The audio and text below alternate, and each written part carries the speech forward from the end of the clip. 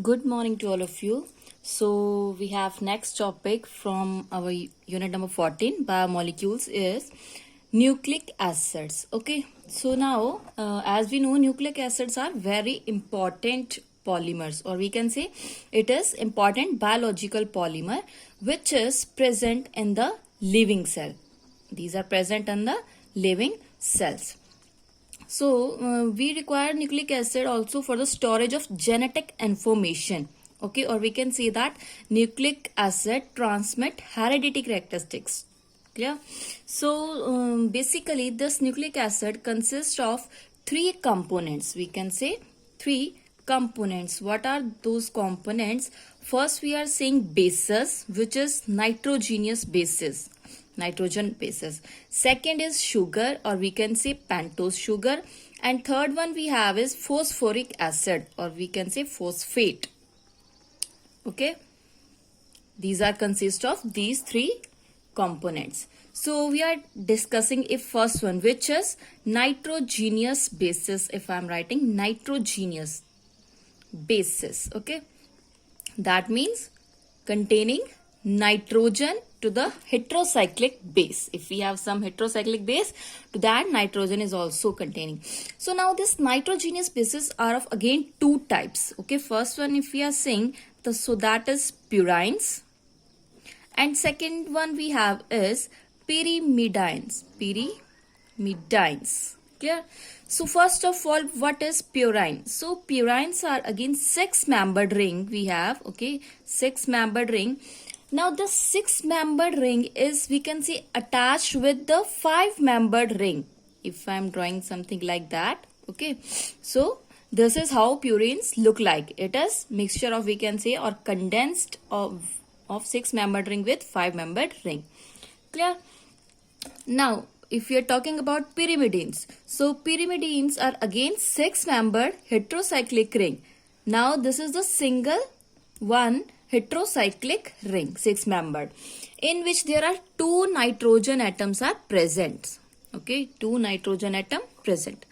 So pyrimidines, if we are talking about the bases of that, so pyrimidine have three bases, that is thiamine, which is represented by capital T, cytosine, these are important, remember that, capital C, and third one we have is uracil, that is represented by capital U. What is these three? These three are the bases. Okay, thiamine, cytosine and uracil. So if we are talking about bases of purine or purine, so bases, it have two bases, that is adenine A and guanine, which is represented by capital G. Clear? So this is a nitrogenous bases containing nitrogen atom. So if we want to see the structure for the same, so here we have the structures. First one, adenine, as I am saying, six-membered ring, and it is condensed with five-membered ring. Okay, these two are purine bases, six-membered ring, five-membered ring. Now next three we have is pyrimidine bases, which is made up of only six-membered ring, as you can see. Okay, in which there are two nitrogen present at the ring, in the ring. Okay, instead of carbon atom. Clear? So these are the adenine, guanine, thiamine, cytosine and uracil. So next if we are talking about is sugars. Okay, three component base, these are the bases. Next we have is sugars. So we have here two sugars. Okay, when we are doing hydrolysis of nucleic acid, we have two types of sugar. First one is known as beta D ribose, and the name of second one is beta D 2-deoxyribose. Okay, first one is, if we simply say ribose, okay, and second one is deoxyribose. Now if we want to draw the structure for the same, so this is the structure. First one is beta D ribose, okay, and second one we have is beta D 2-deoxyribose. Now what is the difference between that? As the name represents deoxy, Okay, what does it mean? That as you can see in the second position, here we have HH, not HOH. So what here happen is, here from oxygen is removed. So that is why it is named as deoxyribose. Okay, so this deoxyribose is present in the DNA and ribose is present in the RNA. So remember that which sugar is present in RNA, so that is ribose, and which present in the DNA, so that is deoxyribose. So next third one we have is phosphoric acid, or we can see phosphate group. Okay, so now what is that phosphate group? It may be represented like that: PO, O negative, O. That O may be joined with some other elements. Okay, so this is a, we can say, phosphate group or phosphate. We are taking 1 unit of phosphate. Okay, so these are responsible for the linkage in the nucleic acid. Okay, so that means if we have some nucleic acid, how they will attach means how sugar bases, they both are attached with each other. They are attaching with the help of this phosphate group or phosphoric acid. Now next we have is nucleoside. Now what is nucleoside? When we have some base and it is we can say bonded with or attached with sugar, simply sugar. So here is the formation of nucleoside. Clear what is nucleoside? It is the molecules in which one nitrogen bases, okay, is bonded with the sugar molecule, is called nucleoside. Okay, so we have this nucleoside are of again two different RNA and DNA, which we discuss after a minute. So next we have, if base and sugar is nucleoside, so if we are taking this again base and sugar and the presence of, if we are also taking here phosphate, okay, phosphate or phosphoric acid, so then here is the formation of nucleotides. Second thing is nucleotides. What is nucleotides? It is a mixture of, or we can say, molecule in which base, nitrogenous base, and pentose sugar is bonded with phosphate, is known as nucleotides. Or what we can say, what is nucleotide?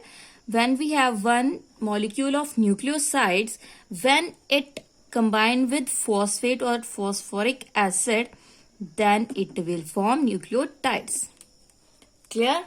Nucleoside is base plus sugar. And what is nucleotide? Nucleoside plus phosphate is nucleotides.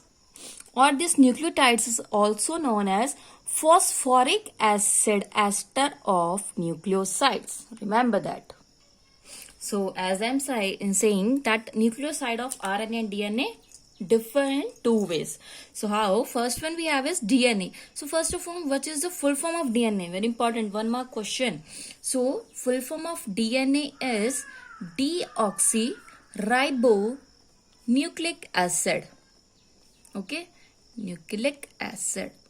So this DNA is consists of, or we can say, which bases are consisting DNA. So here we have is adenine, guanine, thymine and cytosine. These four bases are considered in this DNA. Next we have is RNA. Full form of RNA is ribonucleic acid. Okay. Again, now this RNA is consist of, RNA is similar to DNA. There is a difference in only one base out of these four bases. So which is that base? So thiamine. Okay. Now in case of RNA, thiamine is replaced by uracil. Remember that in case of RNA there is a uracil present, and in case of DNA thiamine is present. Clear? Other are same, adenine, guanine and cytosine in the RNA. Remember this, that one mark question will be arises from here, that there are four options is given to you, that out of which element is present in RNA. So that is uracil, not thiamine. So next we have is again important topic, which is structure of DNA or RNA. So structure of DNA, in this first we have is primary structure of DNA. Okay. So DNA, as we know, is a macromolecule, means large molecule. So these are consisting of two polydeoxyribonucleotide. Okay, as we discussed, what is deoxy? That means where we have HH, okay, present in the chain, or we can say ring. Okay, so each these polydeoxyribonucleose is formed by the linkage of many deoxyribonucleotides. Means how they will attach with each other. So they can attach with each other with the help of this phosphate, or we can say phosphoric acid. Okay, so here we have 1, 2, 3, 4 and 5. Now fifth carbon is attaching with the phosphoric acids. Remember that in a ring there is the fifth carbon which is attaching with the phosphate. But when there is a linkage, so the third carbon of the first, or we can say one ring, is attached with the fifth carbon of another ring. Okay, so I'll show you how it occurs. So if I'm taking here phosphate ion, so that is P double bond O OH. Okay, so here, as you know, at third position we already have OH, and with that phosphoric acid there is also H. So water is removed from here. So what does it become? Here is the like that linkage becomes. Clear? Similarly on this side, if I am drawing, it will be like that. Okay, so this is known as phosphodiester bonds. Okay, what is that? Phosphodiester bonds. So these bonds, as you can see, present between two adjacent nucleotide components. These are not present in single component. These are present at the two adjacent nucleotide components. Okay, so this is the, we can say, primary structure of DNA. So at that first position, I'm not writing here anything. So what does it mean? At that first position, here some base is attaching with that. As you know, this is the sugar. Okay, as I'm saying, this is the phosphoric acid. Now at first position, at first carbon, base is attaching. So if I'm writing here base 1, so whether it may be purine or pyrimidine, we discussed two bases now. So similarly, in case of that, here I am writing if base 2. So here is the another base attaching with that first carbon atom. Clear? So this is the, similarly this phosphoric bond, or we can say phosphodiester bond will be attaching like that with again ring, and it will form like similarly that. So if I am drawing like again, as I am drawing here P double bond O, so it will be like that. Okay, long chain structure. So this is the primary structure of DNA. So next we have a secondary structure of now DNA, secondary structure. So as you can see how it looks like. Okay, so like that long chain. Okay, so now yes, so this is known as, we can say, helical structure of DNA. Okay, this structure is given by Watson and Crick. So this is known as helical structure. So now why it is known as helical, so we'll discuss. So as you can see, this is made up of two chain, first one and this is second one. Okay, just a minute. Yes, okay, so it is made up of two chains, first one this one and second is this one. So this chain, which is that, this is known as backbone chain. Why it is known as backbone chain? It is made up of sugar, or as you can see, it can maintain the structure. So it is made up of sugar and phosphate. Okay, as we discussed, this sugar phosphate. Now these, it is how it is made up of sugar phosphate, sugar phosphate, sugar phosphate, like that. Clear? So this sugar phosphate, so we can see that this phosphate is hydrophilic. Hydrophilic, we know that these are liquid loving. So these are in outward direction. So that is why it attach here. Okay, or it lies outwards. Okay, so these are, what is this? GCAT. These are bases. Okay, guanine, cytosine. These are the bases attached with it. So sorry. So these bases are lies inside that backbone chain. or we can simply say chain. Okay, and because these bases are what they are, these are hydrophobic, so that is why these are lying inside the chains. Okay, so these, as you can see, there we have these two chains, okay, or we can say strands. These two strands are anti-parallel.